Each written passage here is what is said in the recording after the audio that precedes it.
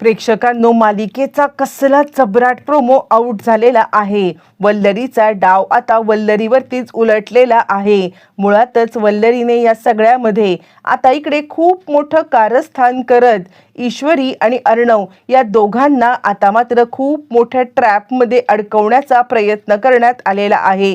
पण त्याच वेळेला आता अशा काही गोष्टी घडल्यात की आता वल्लरीचं भांडं फुटलेलं आहे आणि वल्लरी या सगळ्यामध्ये थोबाडावरती आपटले। जे पेपर आता तिने सगळ्यांच्या समोर दाखवून इकडे ईश्वरीला बदनाम करण्याचा जो काही प्लॅनिंग केलेला आहे ते प्लॅनिंग तिच्यावरतीच कसं उलटलंय, त्या प्लॅनिंगमध्ये ती स्वतःच कशी काय अडकले, सगळं या व्हिडिओमध्ये पाहूया। प्रेक्षकांनो, आपण तर पाहिलंय की इकडे नम्रता आणि आता सुप्रिया या शुभूला घेऊन आता हॉस्पिटलला चाललेले आहेत। मुळातच त्या ज्या वेळेला शुभूला घेऊन हॉस्पिटलमध्ये चालल्यात आणि त्याच वेळेला खरं तर नम्रताने फोन करायला आकाशला काढलेलं असतं, पण आकाशला ज्या वेळेला फोन करायला नम्रता काढते आणि त्याच वेळेला मुळातच आता मात्र इकडे तिला सुप्रिया थांबवते की त्यांच्याकडे काम असेल। पण इकडे ज्या वेळेला आता फोन आलेला आहे, सारखा अर्णव त्यांना फोन करतोय। मग अर्णवने आता मात्र अजून उशीर झालाय म्हणून नम्रताला कॉल केलाय। मग नम्रताने सगळी घडलेली घटना आता सांगितलेली आहे आणि इथेच मात्र आता वल्लरी अडकणार असते। मुळातच तिने सांगितलंय की आमच्या इथे एक शुभू आलाय आणि त्या शुभूचा आता ऍक्सिडेंट झालाय, त्याला कुणीतरी मारलंय आणि त्याला घेऊन आम्ही आता हॉस्पिटलला चाललोय। यावरती अर्णव म्हणतोय मी पण येऊ का तिकडे, मी तिकडे पोहोचतोय। यावरती सुप्रिया सांगायला लागते हे बघा फार काही नाहीये, थोडंसंच मार लागलाय आणि आम्ही त्याला घेऊन आता चाललोय हॉस्पिटलला, त्यामुळे फार काही यायची तुम्हाला गरज नाहीये, आम्ही इकडे मॅनेज करू शकतो। तुम्ही आता तिकडे बारसं आहे ना, त्यामुळे उगाचच बारशाच्या ह्याच्यामधून वेळ काढून तुम्ही यायची गरज नाहीये असं म्हटल्यावरती तो म्हणतो ठीक आहे, पण काही माझी मदत वाटली तर सांगा असं म्हटल्यावरती मग आता इकडे ईश्वरी विचारायला लागते काय झालं अर्णव सर, म्हणजे आई अजून पोहोचली का नाही। त्यावरती अर्णव आता तिला सांगायला लागतो खरं सांगायचं तर आता तुमच्या घरात शुभू आहे ना, त्या शुभूला कोणीतरी मारलंय म्हणे आणि मारल्यामुळे आता मात्र इकडे आई गेलेली आहे त्याला घेऊन हॉस्पिटलला। आता हे सगळं झाल्यावरती इकडे बारसं चांगलं होतं आणि ईश्वरीला मात्र आता चिंता लागून राहते की तिकडे काय चाललं असेल, पण घरातलं कर्तव्य महत्वाचं म्हणून आता बारशाचा प्रोग्राम इकडे व्यवस्थित चाललाय। तोपर्यंत आजी म्हणते काय ग ईश्वरी, आई नाही आली। त्यावरती ती सांगायला लागते हो घरामध्ये अहो पाहुणा आलाय ना, त्याला थोडा मार लागलाय। इकडे आता वल्लरी हे सगळं ऐकते आणि आकाशचे कान भर पुन्हा एकदा ती येते आणि ती सांगायला लागते बघितलंस ती आता ईश्वरीची बहीण नम्रता आणि तिची आई आले का, म्हणजे तुम्ही सगळ्यांनी मिळून मला मोठं आमंत्रण दे असं आता म्हणत बसलात, पण काय उपयोग झाला त्या आमंत्रणाचा, ते लोक आले नाहीत, काही नाही। आणि हे सगळं आहे ना, हे सगळं तुम्हाला कळतच नाहीये, तुम्ही आता साधेपणावरती जाताय। तुम्हाला या सगळ्यामध्ये अजिबात असं वाटतंय की आता मी बोलते ते चुकीचं, पण तुला समजतंय का आपल्या सासरी बारसं असताना अचानकपणे या सगळ्यामध्ये आता तिने आता तिकडे जायचं हे कितपत योग्य आहे, तुला तरी पटतंय का हे। यावरती तो म्हणतो एक मिनिट काय झालंय। यावरती ती सांगायला लागते काही नाही, तो कोण शुभू आहे ना, तो काय म्हणे आजारी पडलाय, तर त्याला म्हणे घेऊन आता हे हॉस्पिटलला गेले, आपल्या इथे यायला नको का।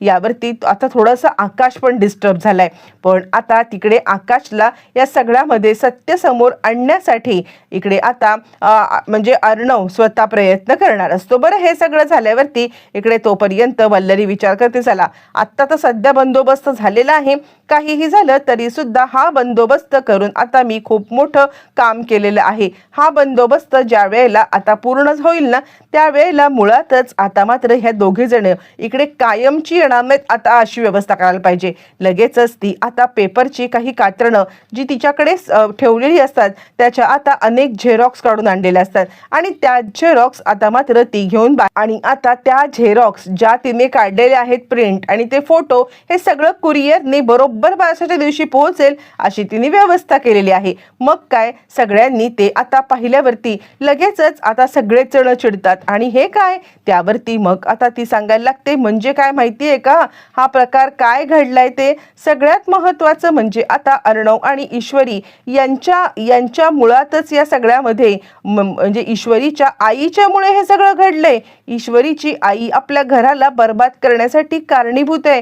तुम्हाला समजतंय का? ईश्वरीच्या आईने जर का हे सगळं केलं नसतं, म्हणजे आता आपल्या रमाकांत राजे शिर्के यांच्यासोबत प्रेमाचं नाटक केलं नसतं, तर मात्र या सगळ्यामध्ये आता मात्र हा प्रकार घडलाच नसता. म्हणजे आपलं घर बर्बादच झालं नसतं. यांच्या प्रेमामुळे आपलं घर बर्बाद झालं. आणि ह्या सुप्रिया यांना तर विहीण करून घ्यायची लायकी आहे का? तुम्हीच सांगा. एक मुलगी तर आता आपल्या इथे आलेलीच आहे, पण आता अजून दुसरी मुलगी घेऊन मी या घरामध्ये अजिबात तिला येऊ देणार नाहीये. मुळातच आता मात्र मोठा तमाशाच तिला करायचा आहे म्हटल्यावरती मग काय, ती काही तिला मुळातच लग्न नको आहे आणि त्याच्यातच आता हा तमाशा. मग त्यानंतर ती सांगायला लागते, ठीक आहे काहीही झालं तरी सुद्धा आता हे लग्न मोडलं. आता लग्न मोडल्यावरती मामा म्हणतो, तुझं काय चाललंय? म्हणजे जे काय चाललंय समोर ते सोडून तुला आता ह्या लग्न मोडण्याच्या गोष्टी करायच्या आहेत का? ती म्हणते, म्हणजे काय, मला ह्या घरात ही मुलगी नको आहे. बरं, आता हे सगळं चालू असताना तोपर्यंत लगेचच आता अंजली म्हणते, चल आत्ताच्या आता इथून चालती हो. तुझ्यासारख्या मुलीला आमच्या घरात ठेवण्याची आता अजिबात हे नाहीये. यावरती मग आता ईश्वरी म्हणते, ताई काय बोलताय तुम्ही? आजी म्हणते, बरोबर बोलते. आत्तापर्यंत प्रत्येक वेळेला मी तुझी बाजू घेतली, प्रत्येक वेळेला तुला सपोर्ट केलेला, पण आत्ता मात्र बिलकुल नाही आहे. कारण ज्या मुलीच्या आईमुळे माझी आता मुलगी गेलेली आहे, तिला या घरामध्ये मी अजिबात ठेवणार नाहीये. कोणत्याही परिस्थितीमध्ये तू या घरामध्ये राहायचं नाही म्हणजे नाही, असं म्हणत मात्र आता आजी इतकी चिडलेल्या आजीने फाटकन तिचं थोबाड फोडलंय आणि आता चल आत्ताच्या आत्ता इथून चालती हो, या घरामध्ये थारा नाहीये तुला. तितक्यात अर्णव आलाय. अर्णव आता तिला सावरतोय. अर्णवला आजी म्हणते, तुला कळतंय का काय चाललंय ते? मुळातच तुझ्या बायको या घरामध्ये अजिबात राहू शकत नाहीये आणि आता तिची बहीण या घरात येऊ शकत नाहीये. लग्न मोडलं. कारण आता यावरती अर्णव म्हणतो, काय चाललंय काय तुमचं? यावरती आजी ते फोटो दाखवते. अर्णव म्हणतो, मला सगळं माहितीये, तुम्ही कोणी सांगायची गरज नाहीये, पण हे फोटो खोटे आहेत हे मी सिद्ध करणार आहे. यावरती वल्लरी म्हणते, वा रे वा, अरे इतकं सगळं रामायण या फोटोंच्या मुळे घडलं.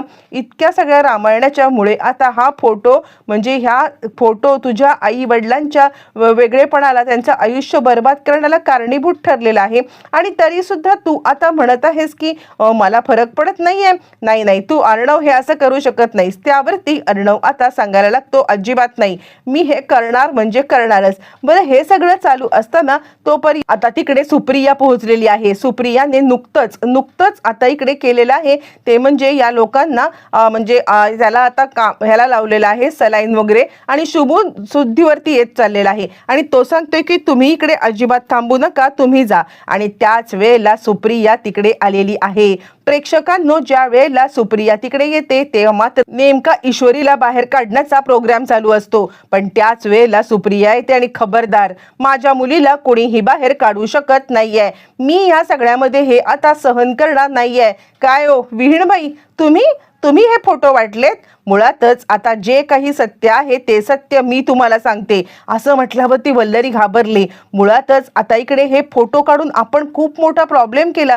तिला वाटतच नसतं की त्याच वेळेला सुप्रिया तिकडे येईल आणि सुप्रिया येऊन आता आपल्याला पकडेल. आणि त्याच वेळेला सुप्रिया आले आणि सुप्रिया सांगायला लागते, मी तुम्हाला सगळं सत्य सांगते. मुळातच आता मात्र तुमच्या बर्बादीला कारणीभूत मी नाहीये, तुमच्या बर्बादीला कारणीभूत ही बाई आहे. या बाईने आता इकडे जे काही कांड करून ठेवलंय ना ते तुमच्या बर्बादीला कारणीभूत आहे. मुळातच जे काही झालंय ना ते या बाईमुळे झालेलं आहे, सांगू का? आणि असं म्हणत सुप्रिया आता मात्र खूप मोठं सत्य इकडे सांगायला लागते. सुप्रिया सांगायला लागते, सगळ्यामध्ये आता एकच गोष्ट महत्वाची आहे की ही बाईनेच मला आता अर्णव म्हणजे रमाकांत राजे शिर्के यांच्या केबिनमध्ये पाठवलं. रमाकांत राजे शिर्के यांच्या केबिनमध्ये पाठवल्यावरती ही बाई मला आता म्हणाली सुद्धा होती की तुम्ही आतमध्ये जा आणि आतमध्ये जाऊन आता या सगळ्यामध्ये तुम्ही इंटरव्ह्यू द्या. आणि त्यानंतर तिने मला मुळातच असं काहीतरी रमाकांत राजे शिर्के यांना ज्यूस दिलं की त्यानंतर त्यांची आता गरगरायला लागलं आणि त्यांची मती फिरली आणि त्यांनी हे सगळं केलेलं आहे. हे सगळं होईपर्यंत अर्णवने पोलिसांना कॉल केलाय. यावरती ती वल्लरीच्या थोबाडीत देते आणि त्यावरती सगळेच जण घाबरतायत आणि त्यावरती ती सांगायला लागते, वल्लरी गडबडते. तुझ्याकडे पुरावा काय आहे तुमच्याकडे माझ्या विरुद्ध? यावरती अर्णव म्हणतो, पुरावा हा घे पुरावा मामी. मुळातच आम्ही या सगळ्या शोधाच्या मागे होतो. यांनी चित्र काढलं होतं, परत स्केच काढलं, मागच्या वेळेचं स्केच आता तू गायब केलं होतंस हे आम्हाला समजलं आणि म्हणून आता आम्ही पुन्हा स्केच काढलेलं आहे आणि हे स्केच काढल्यामुळे आम्हाला सगळ्यांना समजलंय की ही तूच आहेस आणि म्हणूनच आता मात्र आम्ही मामीला तिकडे म्हणजे ईश्वरीच्या आईला तिकडे बोलवलेलं आहे आणि तुम्हाला या सगळ्यामध्ये एक्सपोज केलेलं आहे. एका झटक्यात प्रेक्षकांनो वल्लरी एक्सपोज झाले आणि मामा आणि बाकी सगळ्यांच्या समोर तिचं सत्य आलं.